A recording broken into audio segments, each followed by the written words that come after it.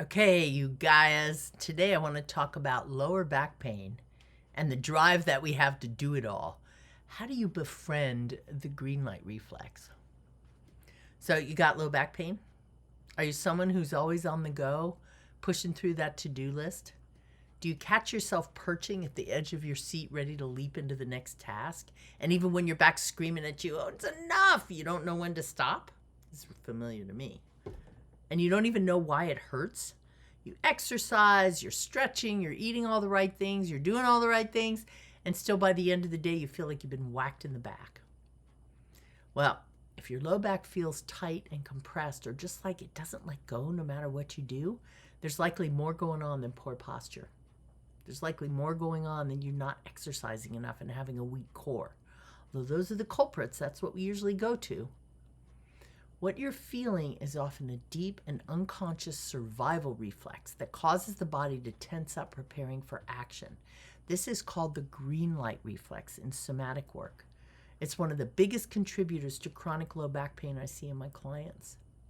Today we're going to explore what is the green light reflex and how is it connected to my stress and an overdoing kind of nature?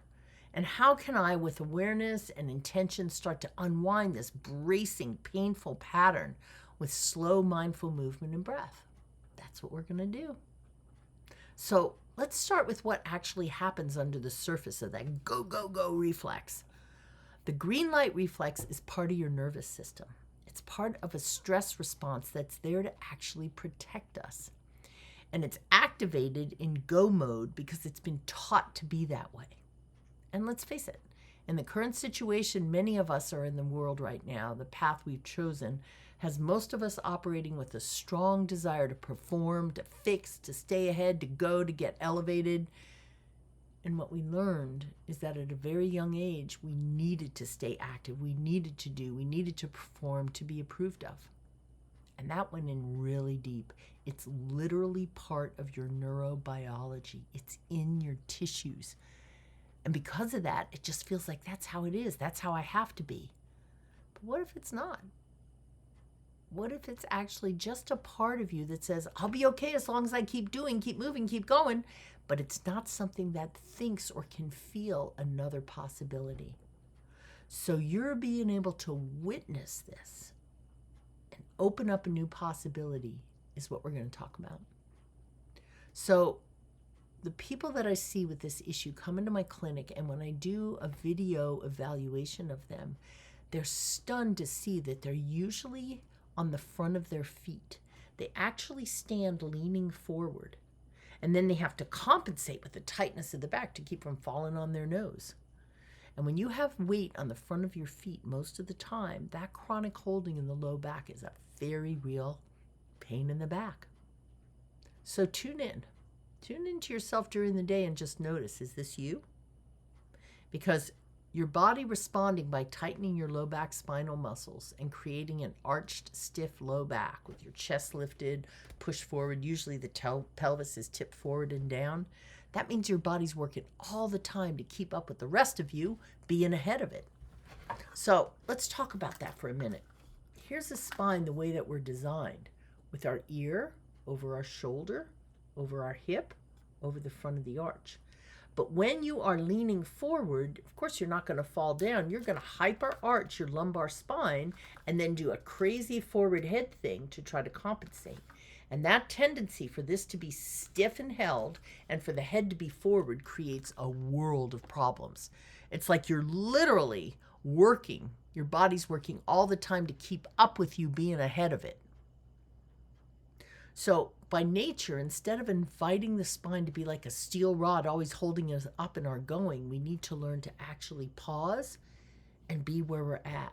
Because you see, the muscles of your back are designed to turn on and off gently throughout the day.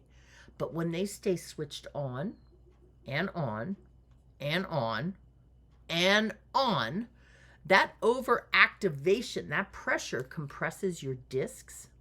Compressing the disc tends to push things where they shouldn't be, hitting nerve roots, causing sciatica, all kinds of problems. It also overpressurizes the joints on the side of the spine. So imagine this green area, your lumbar spine. There's 5 L5, L4, L3, L2, L1. When that's hyperextended because you're forward, the compression can really start to wear on these little guys here. These are called the facet joints. And instead of having a nice natural curve, when that curve is hyper done, these are what rub, and they start to get irritated. And if you have any tendency towards inflammation in your body, that's where it really hurts. Ouch. And that can limit your breath. It limits your movement. It limits your ability to walk. You feel like if you stand still, it's going to hurt. You got to keep going because you're loading those joints. That posture also demands us to breathe with the upper chest. And that upper chest breathing is only meant to kick into gear when we're running away from danger. But most of us breathe here a lot. And that definitely keeps the nervous system stuck into high alert mode, tense, ready for action. All right, so now here's the key. That stress and that tension in your back is not a posture problem. It's not a strength issue. It's definitely not a moral weakness or the fact that you're not working at it hard enough, is it? It's a message. Are you ready to listen? Like really listen? I often say to my clients, if you take one step towards your body, it'll take 1,000 steps back towards you in gratitude. Because you see, your reflex body is kind of like a small, scared animal hiding under a bed. You are not going to force that part of your body that's trying to protect you, the protector, you're not going to force it into submission.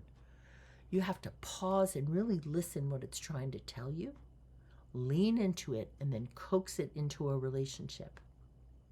Remember, this reflex part of your body, it doesn't have a lot of tools at its discretion. It's kind of primitive. The main tool it has is to tighten up, tighten muscles. It's trying to help you survive by staying ready for action. The problem is when you're ready for action constantly. We are designed for periods of brief, intense action and long periods of rest. And we kind of forgot about that rest part. We do it on vacations rarely, but that's not how we're designed. So when the reflex in your body is in a go, go, go cycle, and tensing your backside for awareness can actually help you to become more aware. So what does that actually mean? Your nervous system never really gets a signal that it's safe to rest. And the back part of the spine and pelvis are under that constant tension. And that's when pain and fatigue and burnout all set in. So let's slow down and try something together, some somatic healing. Okay, first of all, find a seat and scoot all the way back in your chair. And I want this chair to be one that holds you upright. I use a really simple back support mechanism with an inward curve. You can use a pillow, you can use a rolled up towel, but get a chair that's upright. Put your low back curve there, let your spine lean against it. Feel your feet on the ground and let go for a moment. Close your eyes. And the first thing we're going to do is a really important skill, and that's low back rib breathing. This is how a baby breathes when it's in a relaxed mode, and this is how most of us have forgotten to breathe. So with your eyes closed, breathe in slowly, allowing the rib cage above your waist to expand and push backwards. Let that be the source of the breath that you have coming in and out, rather than your belly or the diaphragm. You know, we're always talking about belly breathing. This is very different. Let the breath be initiated in the low back ribs. See if you can feel them open evenly, right and left. Some of you may not even be able to do this because your back is so tense, but just try it. Be gentle with yourself. This may help you really understand how much tension you're actually holding in your low back. And in this moment, as you breathe, can you allow the back of your body to be fully supported? And as you breathe in and out, let the breath fall out and relax even more. Breathe into the low back. Now from this place, your body's getting the message that whatever you're doing, it's safe. And this is a somatic unwind. This is a polyvagal response that quiets the body. Less sympathetic go, go, go, and more parasympathetic rest, repair, and relax. So let's try another somatic release. Inhale gently, breathing into the low back. And as you do, let your back arch off the backrest very slowly. Yep, that's right. You're actually going to slowly, you green lighters, bring attention to the thing you're constantly tensing and feel it. Arch in the back. You don't have to go far or hard. It shouldn't hurt. And now as you exhale and you soften your back, going back against the backrest, whispered inwardly, I'm releasing. Notice it. Slowly let go to the count of 5.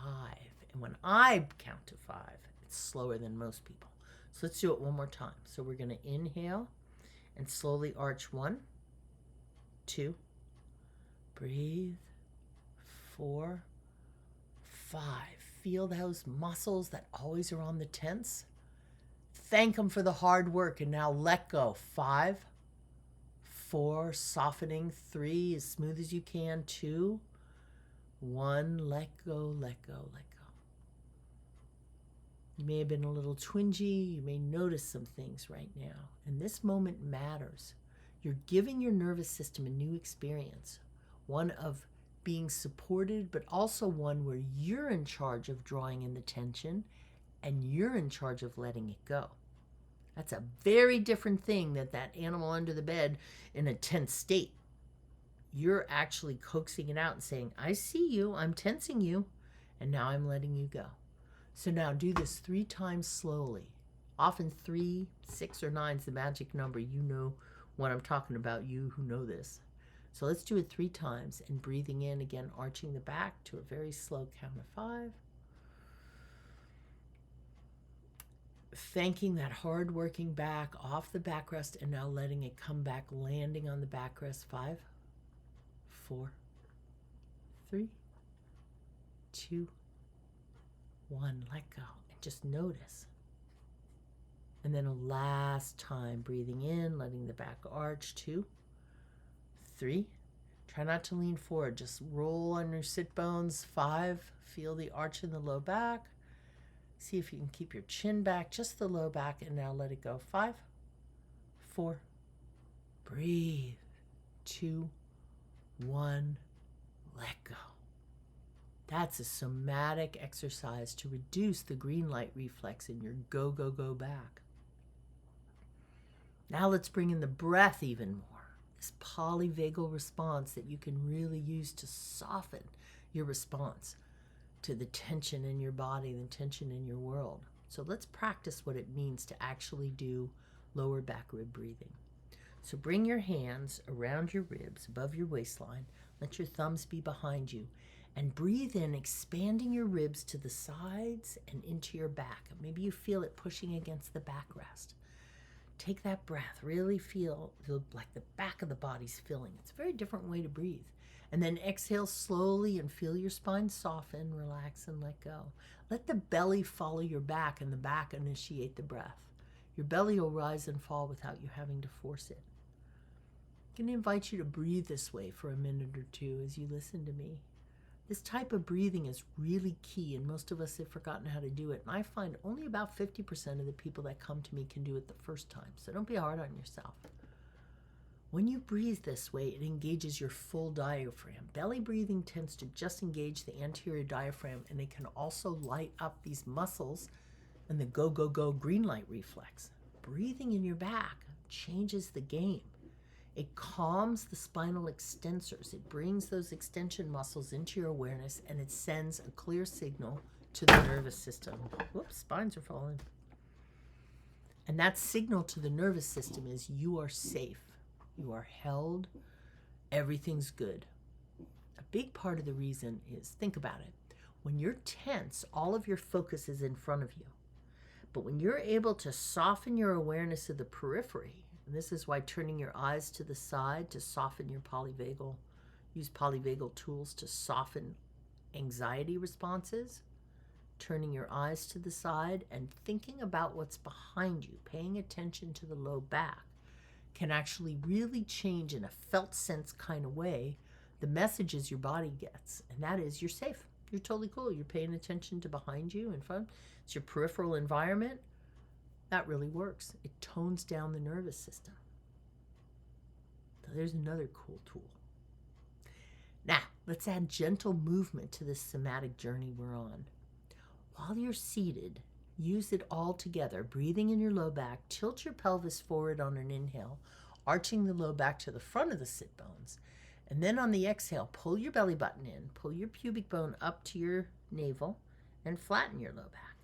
Think of it like a rocking bowl, back and forth, very slow and small.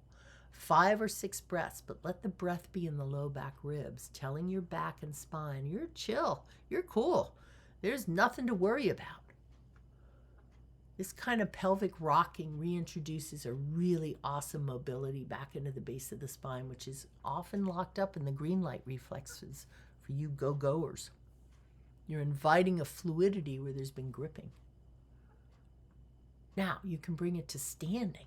So if you stand up with your feet hip-width apart, your knees soft, and again, put your hands on the side of your ribs, get used to feeling it, and feel your ribs flare out and backwards as you breathe.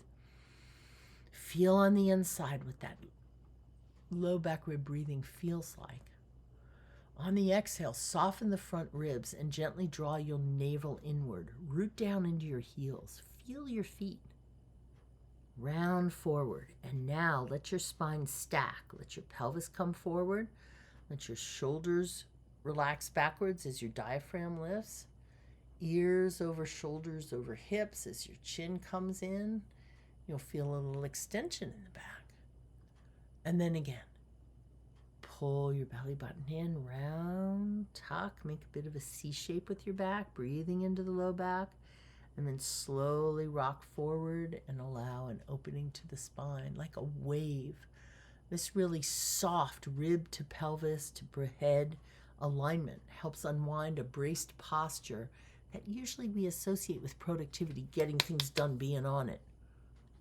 Here's why all of this matters. When you meet the green light reflex, that go, go, go tendency and survival mode in the body, when you meet it with kindness, with curiosity and not pushing into pain, with your breath so close to you, soft, grounding through your feet, your body learns it has a felt sense that it doesn't have to do in order to be safe. You shift out of survival mode and into a state of sufficiency, of enoughness. When your effort comes from your center, not from urgency, this is like a beautiful gift to yourself. And then there's this awesome cherry on the top. You know what that is? Press the tripod of your feet down so that your heel, the ball of your little toe, and the ball of your big toe form a tripod into the ground. This is where your arch, both the inner arch, the outer arch, and the transverse arch are activated because you're making a tripod with your foot. Feel that on the ground. Now, lift from the center. Lift your kneecaps. Pull your belly button in.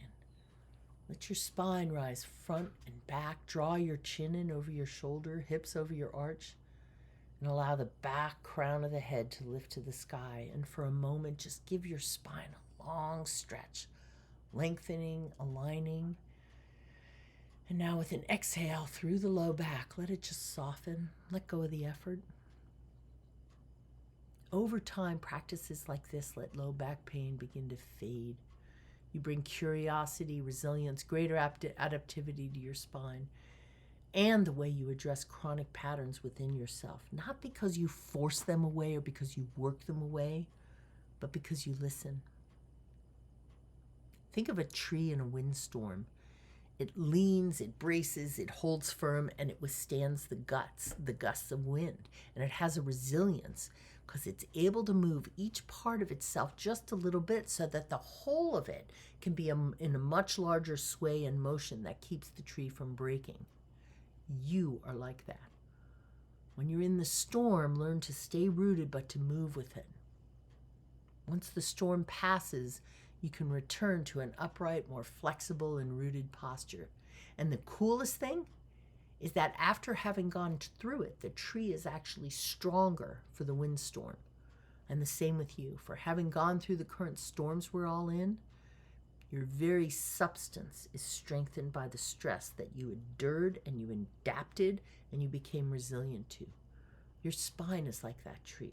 Your being is like that which withstands storms. It wants to return to the center. It just needs your permission, your attention, practice, and patience. So here's your practice this week. Take 3 to 5 minutes each day and snuggle up to a chair and rest your spine. Sit back, let yourself be supported, and breathe low and wide into your low back.